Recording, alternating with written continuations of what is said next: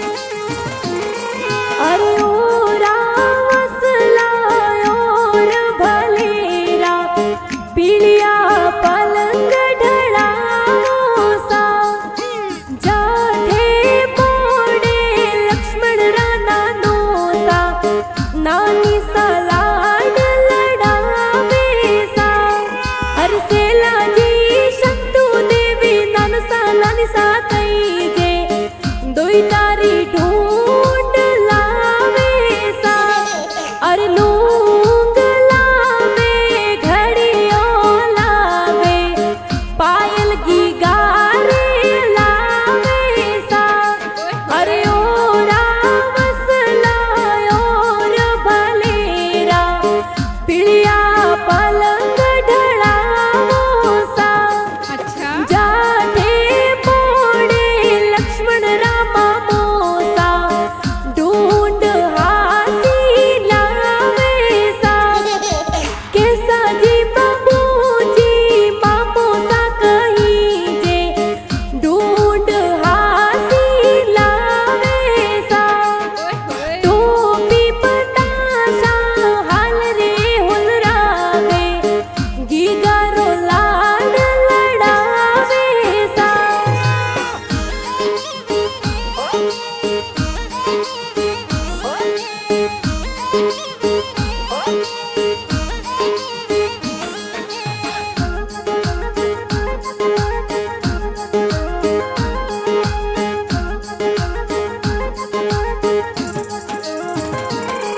अरे ओरा वसला और भलेरा, पिड़िया पलंग ढड़ावो सा, जाते पोड़ेगी गारी मामी सा, लाड घड़ेरो लड़ावे सा। उमिया मामी गीता मामी, लाड घड़ेरो लड़ावे सा, जाते पोड़ेगी गारा मासी सा, मासो साहेत घड़ेरा सा।